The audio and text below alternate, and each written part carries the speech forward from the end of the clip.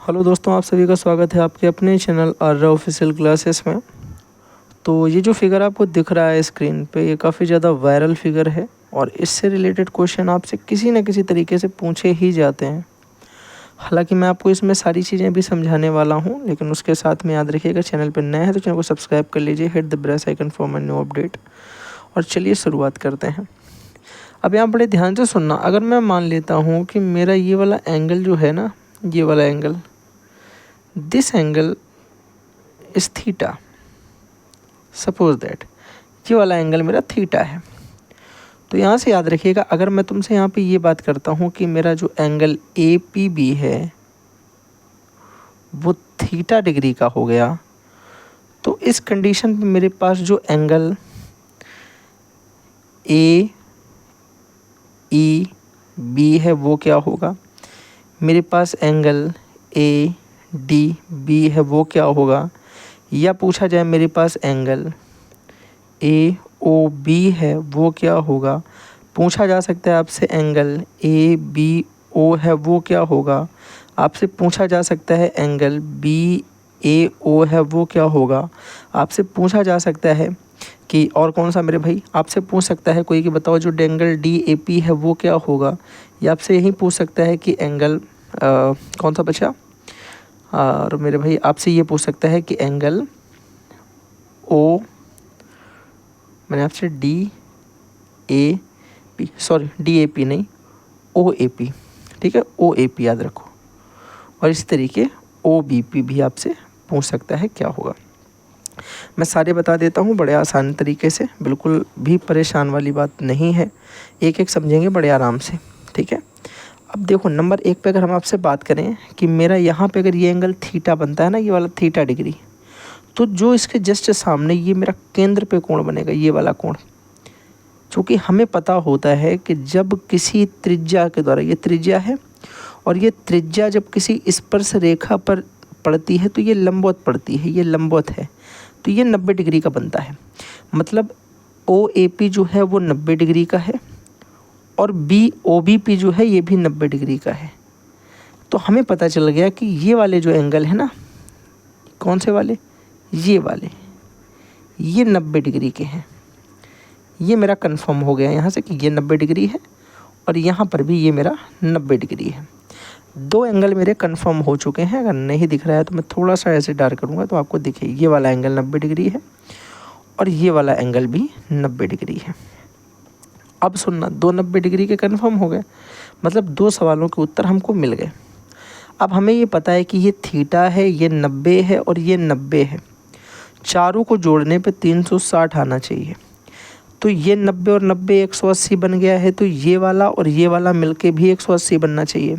तो अगर ये थीटा है तो ये वाला कितना होना चाहिए, 180 माइनस थीटा। तो एंगल ए ओ बी जो होगा, ए ओ बी जो होगा, ये एक्चुअल में 180 माइनस थीटा होगा, 180 माइनस थीटा होगा, यानी this angle will be 180 minus theta. अब दूसरी चीज़ हमने क्या पढ़ी कि सेम सेगमेंट से जो केंद्र पे कोण बना होता है उसके जस्ट पीछे ये परिधि पर बना कोण इसका आधा होता है। ये 180 माइनस थीटा है, तो एंगल ए डी बी कितना होगा, ध्यान से सुनना, एंगल ए डी बी इसका आधा कर देंगे तो देखो 180 का आधा 90 माइनस थीटा का आधा थीटा बाई 2। तो ये वाला एंगल जो होगा ना, ये वाला, ये हो जाएगा 90 माइनस थीटा बाई 2। अब हमें ये भी पता है कि अगर हम ध्यान से ए डी बी ई को देखें तो ये एक चक्री चतुर्भुज है। चक्री चतुर्भुज में आमने सामने के कोणों को जोड़ने पे 180 आना चाहिए था। ये 90 माइनस थीटा बाई 2 है। तो भैया ये वाला एंगल अगर मेरा, ध्यान से सुनो, अगर ये एंगल मेरा 90 प्लस थीटा बाई 2 हो जाए तो आप बोलोगे अगर इन दोनों को जोड़ेंगे तो 90 90 180 minus theta plus theta cut जाएगा। तो हम बोल सकते हैं कि मेरा जो एंगल ए ई बी आएगा, this one is 90 plus theta by 2, 90 plus theta by 2।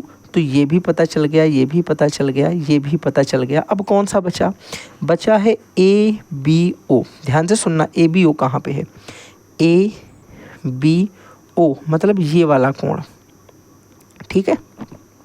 दूसरा कौन सा है, BAO, मतलब ये वाला कोण। अब ध्यान से देखो कि ये भी रेडियस से बन रहा है, ये भी रेडियस से बन रहा है, तो दोनों कोण आपस में समान होंगे।